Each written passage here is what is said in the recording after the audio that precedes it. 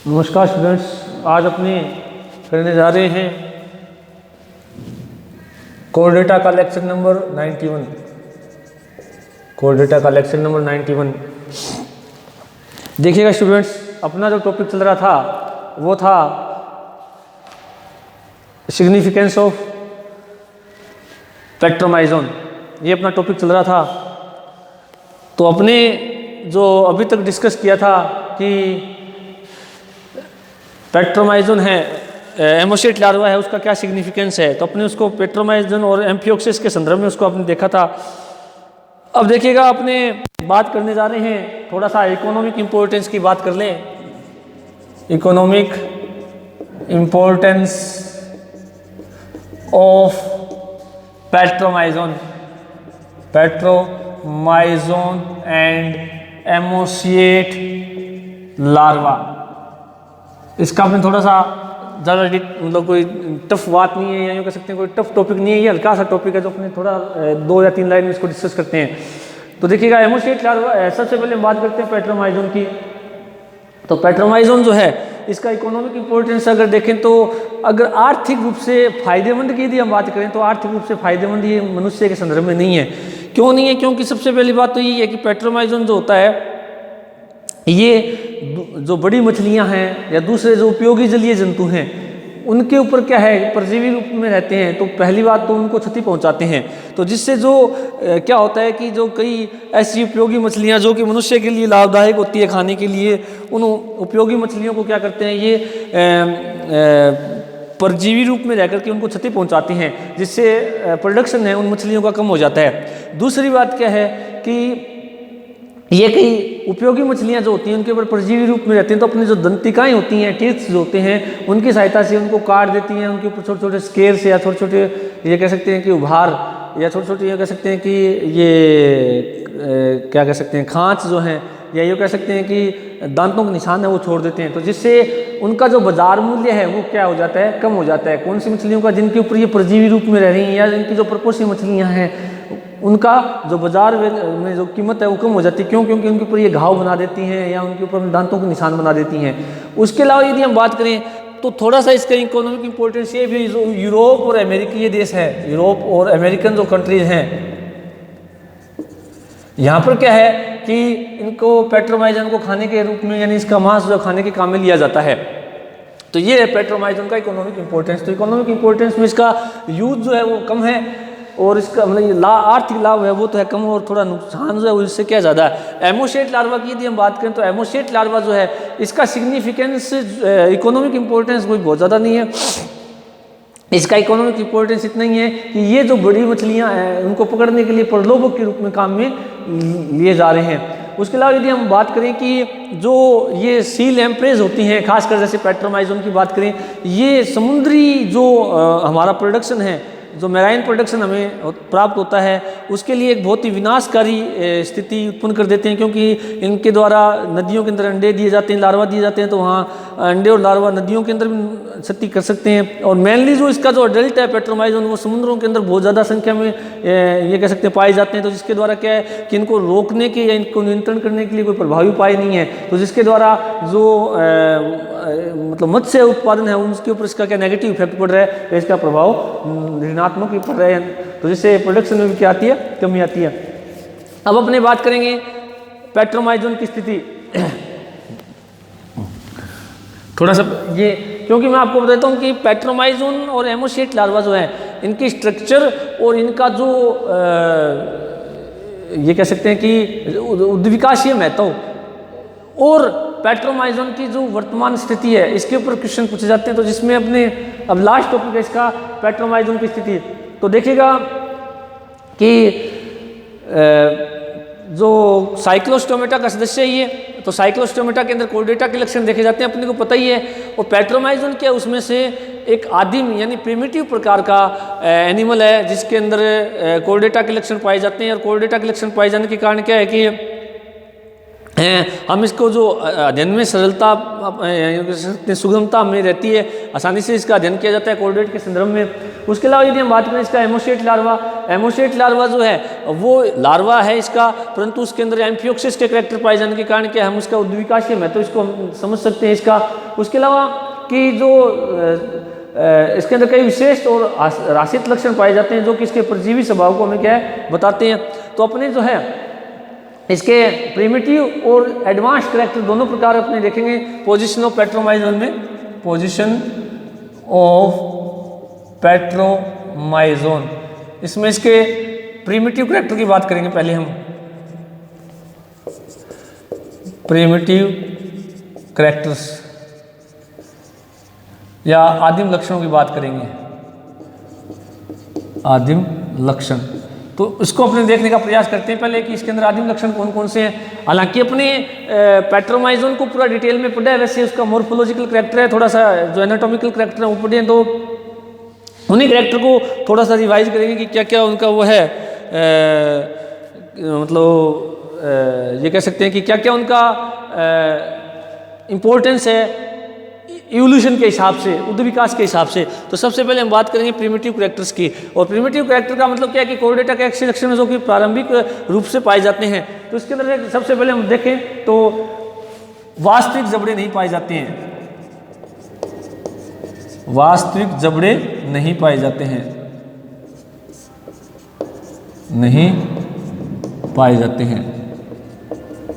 पहली बात तो यही है। अब वास्तविक जबड़े नहीं पाए जाते, ये हमने देखा है कि जो इसकी बक्कल फनल होती है वो पाई जाती है, और बक्कल फनल के ऊपर टीथ्स लगे होते हैं, जो हमने बात की थी सुप्रा ओरल है, इंफ्रा ओरल है, लैटरल टीथ्स हैं, और उसके अलावा कुछ हॉर्नी टीथ्स हैं वो बिखरे हुए रहते हैं पूरे के पूरे किसके ऊपर, इसके बक्कल फनल के ऊपर। तो वास्तविक जबड़े का जिक्र हमने कहीं पर नहीं किया है। दूसरी बात इसके अंदर हम बात करें, वास्तविक दांतों का पूर्ण अभाव होता है, वास्तविक दांतों का पूर्ण अभाव होता है।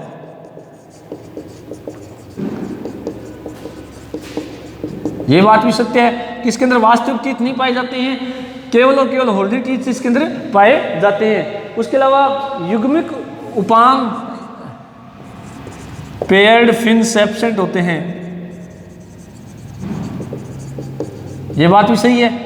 तो जो उपांग वो पाए जाते हैं परंतु इसमें युग्म के रूप में नहीं पाए जाते हैं, केवल और केवल क्या है कि डोर्सल फिन पाया जाता है और क्वाड्रल फिन पाया जाता है। कितने होते हैं? एक एक होते हैं। हालांकि लार्वा के अंदर पूरा मिड डोर्सल फिन एक ही होता है, क्वाड्रल फिन एक होता है, और अडल्ट के अंदर फर्स्ट डोर्सल फिन और सेकंड डोर्सल फिन, इस तरह से उसका नामकरण किया गया है फिन्स का, और एक क्वाड्रल फिन होता है। इसका मतलब इसमें युग्म नहीं पाए जाते। यह नहीं है कि पेक्टोरल फिन है या पेल्विक फिन है जो कि पेयर के रूप में पाए जाते हैं, वो इसके अंदर नहीं होते हैं। तो इसलिए पेयर्ड फिन्स का इसके अंदर क्या होता है? अभाव होता है। उसके अलावा इसके अंदर क्रेनियम अपूर्ण होता है, क्रेनियम इनकम्प्लीट होता है, क्योंकि क्रेनियम हमने बात की थी इसके अंदर केवल कार्टिलेज का बना हुआ पाया जाता है, और जो कि क्योंकि प्रिमिटिव कोर्डेट है तो मस्तिष्क भी बहुत ज़्यादा विकसित नहीं होता, इसलिए क्रेनियम भी इतना ज़्यादा विकसित इसमें नहीं होता है। उसके अलावा वर्टिब्री नहीं होती है या बहुत कम विकसित होती है, वर्टिब्री इज एब्सेंट, एब्सेंट होती है।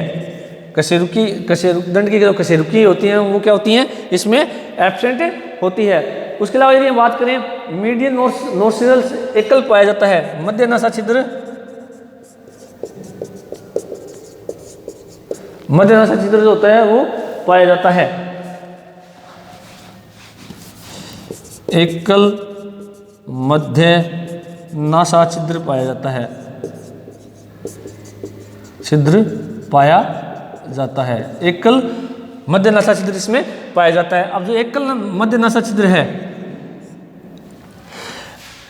अब इसके अंदर जो है एक ही नासा छिद्र पाया जाता है। जो हमने बात की थी इसकी डोर्सल पोजीशन पे क्या होता है? स्थित होता है। जो पिनियल जो बॉडी होती है उसके ठीक क्या होता है? आगे होता है, दोनों नेत्रों के ठीक बीच में डोर्सल सरफेस पर क्या होता है? स्थित रहता है। कौन? इसका एकल मध्य नासा छिद्र।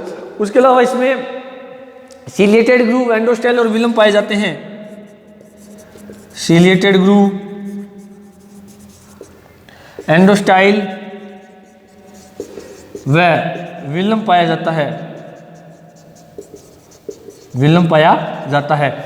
ये इसकी क्या है? विशेषता है। तो सीलिएटेड ग्रूव जो है वो इसके अंदर पाई जाती है, और सीलिएटेड ग्रूव जो होती है वो क्या करती है? जिसके अंदर सीलिया की कतारें लगी होती है, और जो क्या करती है कि भोजन को आगे की ओर खिसकाने का काम करती है, तो वो इसके अंदर पाई जाती है। उसके अलावा यदि हम बात करें, इसके अंदर एंडोस्टेल पाई जाती है। जो एंडोस्टेल के बारे में मैंने बताया था आपको कि एंडोस्टेल इसके अंदर कहाँ स्थित होती है। एंडोस्टेल इसमें जो इसकी फेरिंक्स होती है उस फेरिंक्स के फर्स्ट भाग में पाई जाती है, और विलम है वो भी इसके अंदर पाई जाता है। विलम जो है फेरिंक्स का जो द्वार होता है वहाँ पर पाई जाती है। इसके जो अडल्ट जो होता है उसके अंदर अधिक विकसित होती है, जबकि इसके हेमोसिएट लार्वा में क्या होती है, पाई तो जाती है परंतु थोड़ी सी उस अडल्ट की तुलना में कम विकसित होती है। उसके अलावा यदि हम बात करें मीडियन डोर्सल फिन, इसमें हमने बात कर ली कि पाया जाता है, और जो कि दो भागों में बंटा होता है, फर्स्ट और सेकंड। उसके अलावा आहरनाल सीधी होती है। आहरनाल क्या होती है, सीधी नलिकाकार होती है,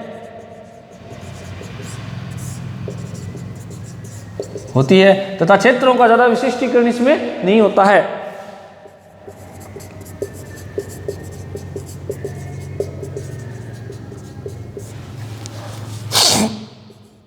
विशिष्टीकरण नहीं होता है।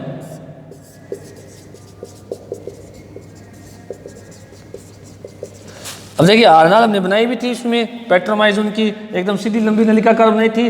अब जिसके अंदर हमने बात तो ये की थी कि ओइसोफेगस है, इंटेस्टाइन, ये सब पाए जाते हैं, परंतु वो ये नहीं है कि उनके कोई व्यास में बहुत ज़्यादा कोई कमी है। मतलब जैसे ओइसोफेगस है, कोई चौड़ी है, इंटेस्टाइन कोई पतली है, ऐसा इसमें कुछ नहीं होता। इसमें केवल क्या होती है, एकल ही होती है और लंबी नलिकाकार होती है। उसके अलावा नेक्स्ट टॉपिक यदि हम बात करें इसमें, तो इसके अंदर जो है स्टमक एब्सेंट होता है। ये बात हम बात कर चुके हैं। स्टमक क्या होता है, इसमें एब्सेंट होता है, हेमाशय इसमें अनुपस्थित होता है। हमने कहीं भी जिक्र नहीं किया था जब पेट्रोमाइजोन का पाचन तंत्र जब हमने पढ़ा, तो वहाँ पर मैंने ये बात बताई थी आपको अच्छे से कि इसके अंदर जो पाचन तंत्र में अमाशय जो है वो क्या होता है, पूर्णतया एब्सेंट होता है।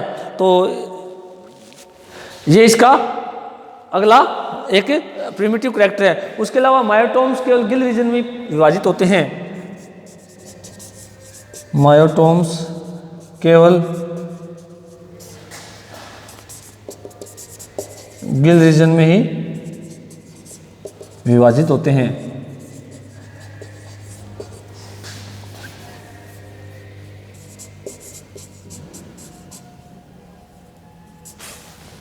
विभाजित होते हैं।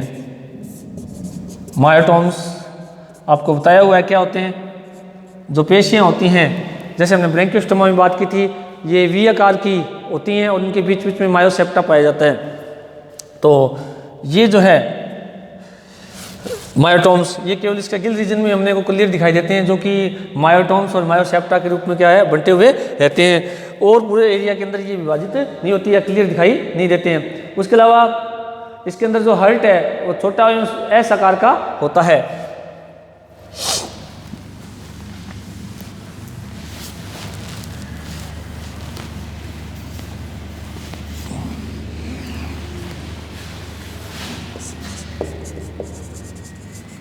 हर्ट एस आकार का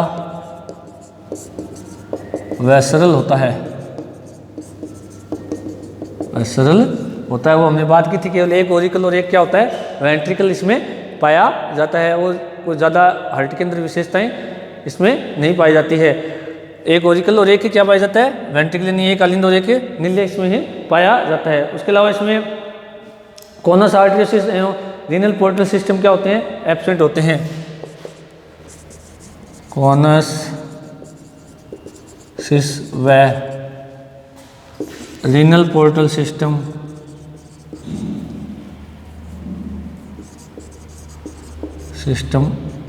एब्सेंट होते हैं।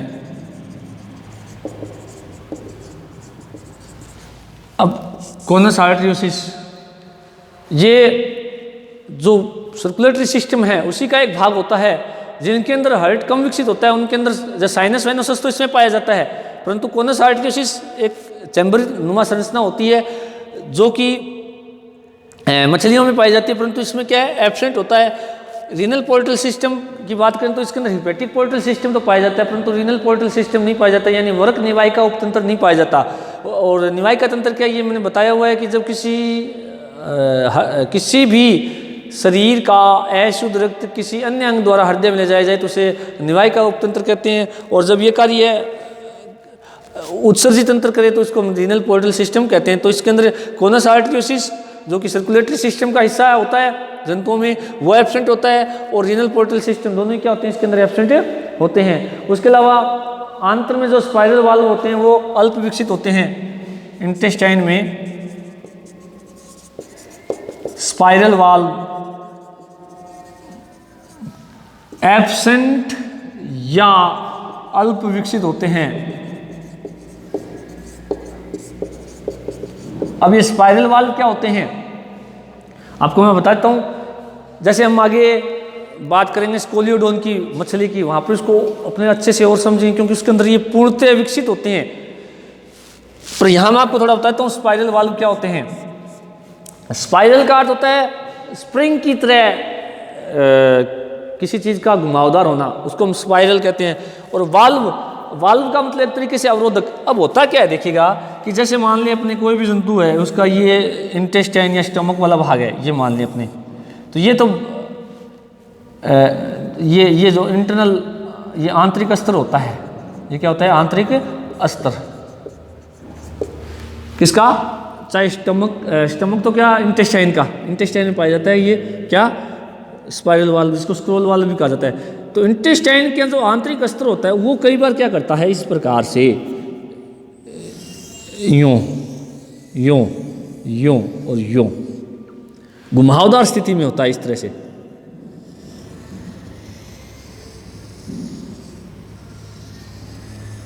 इस तरह से क्या होता है घुमावदार स्थिति में होता है। कौन इसका आंतरिक अस्तर।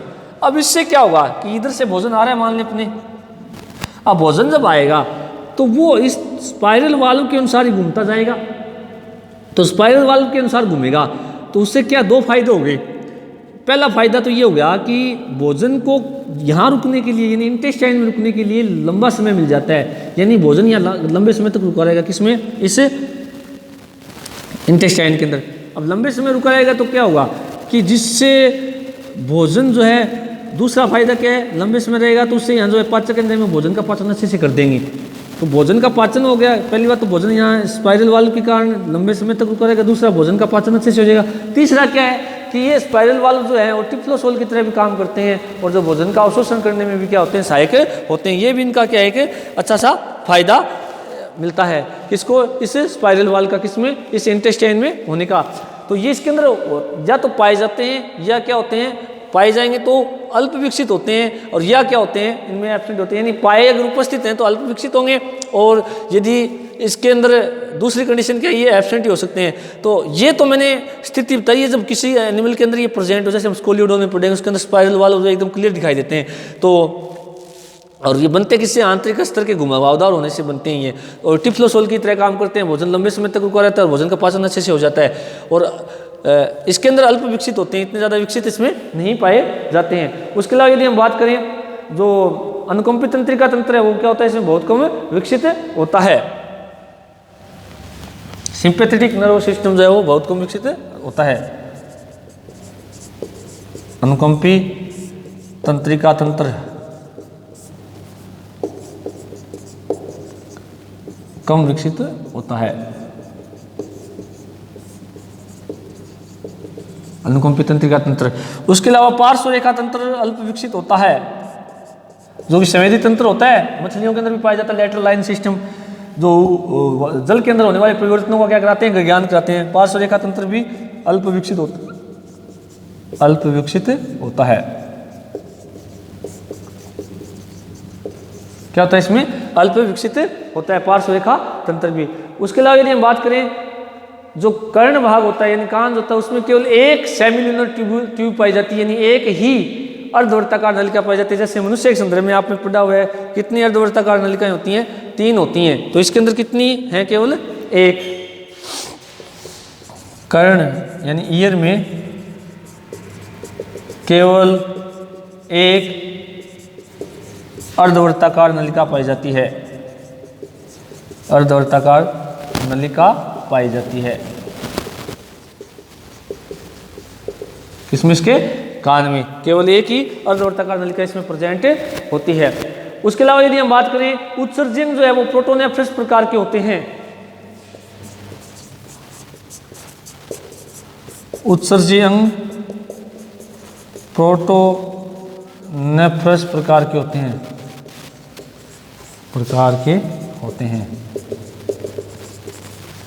तो प्रोटोनेफ्रस प्रकार के होते हैं, यानी कि हमने बात की हुई है कि जब हमने कोऑर्डिनेट शुरू किया था तो कोऑर्डिनेटा के अंदर हमने बात की थी कि उत्सर्जी तंत्र 3 प्रकार के होते हैं। यहाँ मैं डिटेल में नहीं बताऊंगा, प्रोटोनेफ्रस, मेसोनेफ्रस और मेटानेफ्रस। तो इसके अंदर क्या होते हैं, किस प्रकार के होते हैं, प्रोटोनेफ्रस प्रकार के होते हैं। मेंढक वगैरह के मेसोनेफ्रस, और हमारे अंदर किडनी जो मनुष्य की होती है वो मेटानेफ्रस प्रकार। तो इसके अंदर प्रोटोनेफ्रस प्रकार के क्या होते हैं, उत्सर्जी अंग पाए जाते हैं जो कि प्रिमिटिव कैरेक्टर्स होते हैं। उसके अलावा गोनोडक्ट का अभाव होता है, गोनाड्स में